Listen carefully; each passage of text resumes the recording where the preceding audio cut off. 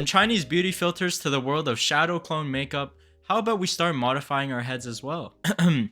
Yes, I'm serious. We're getting set back 1,000 years at this point. Now, Chinese beauty culture has always had a thing for baby faces. And this isn't new. You open Douyin or Xiaohongshu and it looks like everybody downloaded the same character preset. Big eyes, small face, completely no pores, and a nose that looks so small that it's like it's trying to hide from you. Men and women alike are all chasing that. Technically, I'm 24, but you know, I look like I just got picked up from a kindergarten class aesthetic. Now, digital filters don't harm your physical body, right? It just messes up your entire view on beauty standards. But what if we crank that to the maximum threshold and start putting plastic in our heads to look, you know, a bit more alien? Welcome to the Chinese influencer obsession with the so-called high skull beauty. If you've been doom scrolling on Douyin, you're gonna see many influencers bragging about their head wrapping face proportions like it's a Pokemon evolution. The concept is simple. If the distance between your hairline and the top of your skull is longer than the distance between your eyebrows and your hairline, congratulations. You've unlocked the ultimate proportional face. Just looking at it, it's a piece of art.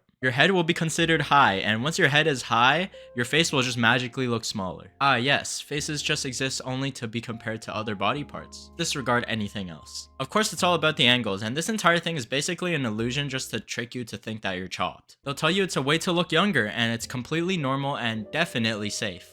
I mean, stretching your head like Play-Doh? Of course it's safe. Now, it did start at the safer end, mainly with hair tutorials promising extra volume at the crown. Many influencers promoted headbands and foam pads, pretty much to just push your hair a bit more forward and higher. But let's be real for a second, the problem was never about having a flat skull or a big forehead. It all started because people were saying, if your head isn't high enough, then your face is big. And if your face is big, then you look old. And if you look old, you failed. Especially for influencers whose entire income depend on their appearance.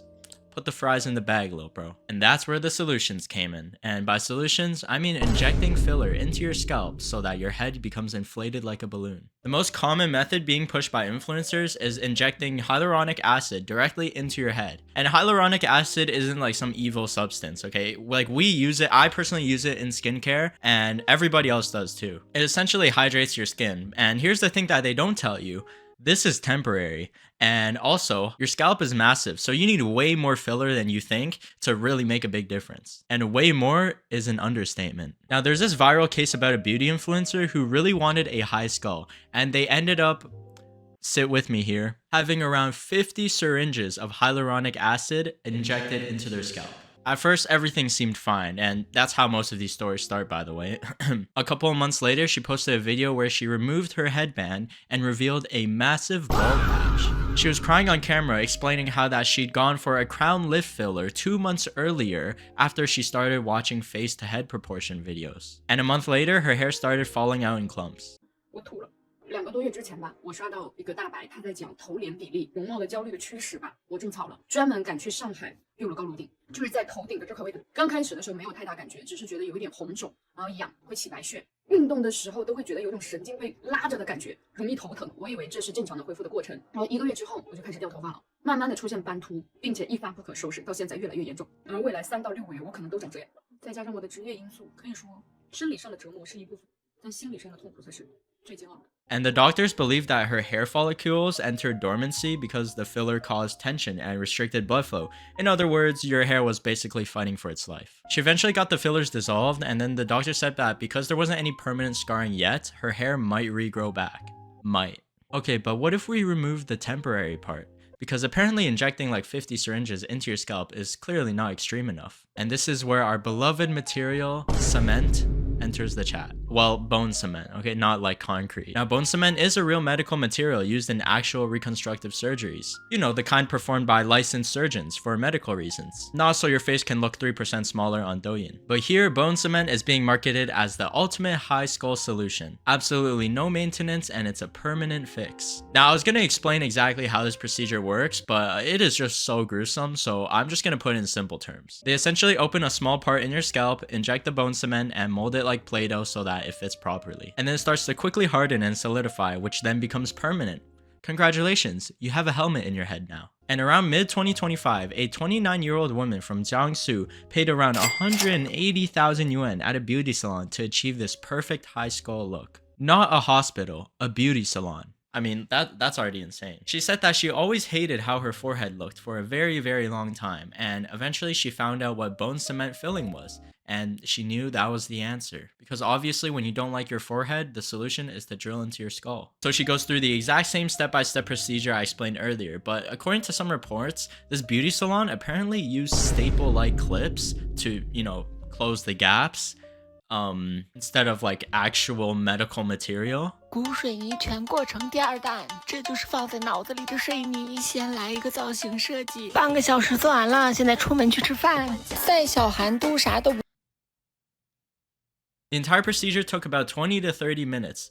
That's a very fast procedure, first of all. She left with a bunch of bandages wrapped around her head, smiling. I'd expect her to be like, maybe a bit nervous or like, this is kind of scary, they're like literally opening your head. But no, she said that she'd wish she'd done it sooner. And people were shocked. Netizens quickly pointed out how having bone cement filling into your head is, asking for permanent brain damage. Not only that, but the short-term effects can easily disrupt blood supply directly to your scalp, as well as baldness, of course. And people questioned how a beauty salon was even able to do such a procedure that is basically head surgery. And of course, a lot of people ask the most obvious question. What happens in about 20 years? Does it get removed? What if beauty standards change? Am I just stuck with 2026 high skull aesthetics forever? And trends change fast, and I mean extremely fast. Today could be high skulls, tomorrow it's something else. Now, do you guys remember this girl?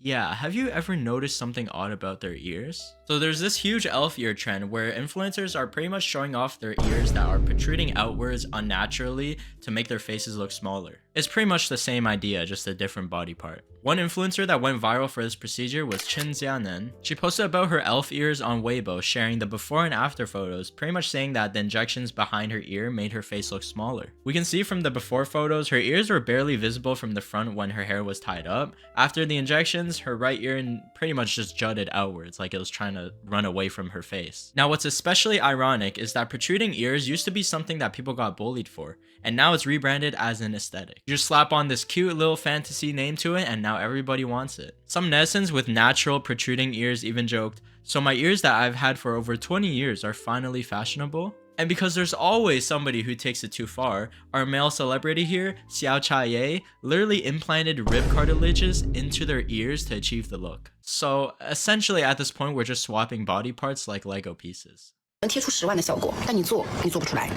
我身边很多人做了精灵耳的假模体，往回缩了，精灵是10万的耳朵，横着贴，一半的耳朵上，一半的耳朵背后出来了。 And all these wild beauty procedures were marketed so hard by salons to the point where pretty much the trend outweighed all the risks. And that is exactly how aesthetic poids works. You're shown the rewards and not the consequences. Which is how we end up with people drilling into their heads because Douyin said that their faces would look smaller. Now on the bright side, not so bright, but fillers can be dissolved and your hair might grow back. But bone cement? That's not something you just grow out of. It's literally growing inside of you. You're permanently locking your body into an online trend that may just exist for maybe half a year. And this brings us to our final boss, Lisa Yo. This girl got famous for transforming her appearance so hard that not even her friends and family recognized her. She openly obsessed over Korean and Chinese celebrities and, well, clearly, as you can tell, she just went all in. Multiple major surgeries, pretty much all aimed to look like this idol aesthetic. And transformation is an understatement. Her new face didn't carry any resemblance to her original features.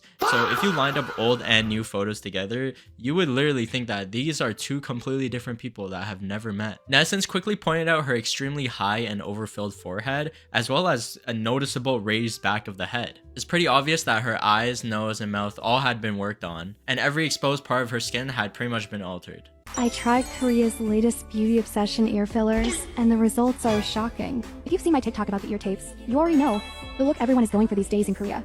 After trying out the tapes and loving the result, I decided to get fillers to make my ears bigger. Then I headed into the treatment room and met Dr. Jong. First, I got a small anesthetic shot to reduce any pain.